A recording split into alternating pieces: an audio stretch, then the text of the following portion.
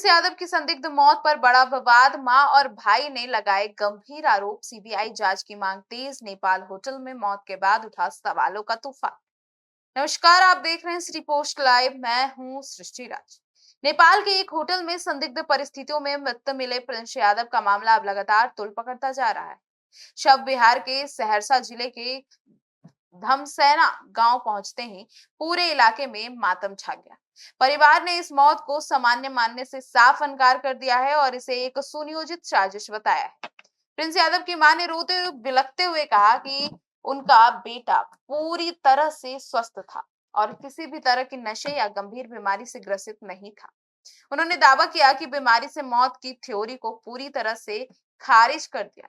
मां का दावा है कि बेटे से आखिरी वक्त में भी रोका गया था संपर्क। जी हाँ, आपको बता दें, मां ने गंभीर आरोप लगाते हुए कहा कि घटना वाले दिन सुबह उनके बेटे से सामान्य बातचीत हुई थी, लेकिन बाद में उन्हें बार बार टाल दिया गया। उनके अनुसार जब भी उन्होंने फोन किया, यह कहा गया कि प्रिंस सो रहा है या उसे बुखार है और उसे बुखार की दवा दी गई। परिवार का कहना है कि दोपहर के बाद से उनका संपर्क पूरी तरह से खत्म कर दिया गया और उन्हें सही जानकारी नहीं दी गई। मां ने इसे भी संदेहास्पद बताया और कहा कि अगर वह बीमार होता तो परिवार की जिम्मेदारियों को कैसे संभाल रहा था।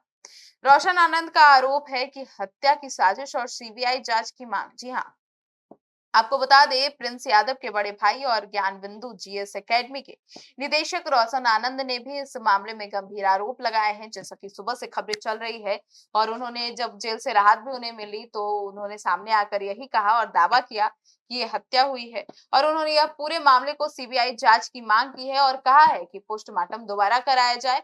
और रोशन आनंद ने आरोप लगाया कि उन्हें जेल भेजने के पीछे भी एक बड़ी साजिश थी और उसी दौरान उनके भाई को निशाना बनाया गया। अब रोशन आनंद ने फैजल खान और खान सर पर भी गंभीर आरोप लगाए हैं। जी हाँ, उन्होंने कहा कि उनके अनुसार जो पूरा मामला है वो एक बड़े षड्यंत्र का हिस्सा है, जिसमें कुछ कोचिंग और कोल्ड स्टोरेज से जुड़े लोगों का नाम भी सामने आ रहा है। उन्होंने दावा किया कि उनके खिलाफ भी साजिश रची गई है और जेल में उनके साथ अनुचित व्यवहार की कोशिश की गई। हालांकि ये सभी आरोप एक तरफा बनाया जा रहा है और अभी तक किसी भी स्वतंत्र जांच एजेंसी ने इसकी पुष्टि नहीं की है। अब रिहाई के बाद रोशन आनंद के कोचिंग सेंटर में छात्रों की भारी भीड़ जुट गई। समर्थकों ने नारेबाजी की। वहीं दूसरी ओर इस पूरे विवाद ने सोशल मीडिया और स्थानीय राजनीति में भी हलचल बढ़ा दी है। अब फिलहाल परिवार लगातार निष्पक्ष जांच की मांग कर रहा है। उनका कहना है कि सच्चाई सामने आने के लिए सीबीआई या किसी उच्च स्तरीय एजेंसी से जांच जरूर करनी चाहिए। अब इस पूरे मामले में पुलिस और प्रशासन की ओर से अब तक आधिकारिक तौर पर विस्तृत निष्कर्ष सामने नहीं आया है। वहीं विवाद बढ़ने के साथ यह केस अब एक बड़े राजनीतिक और सामाजिक बहस का मुद्दा बनता जा रहा है। अब इस पूरे मामले पर और रोशन आनंद की माताजी के आरोप को लेकर आपकी क्या राय है, जरूर बताइएगा।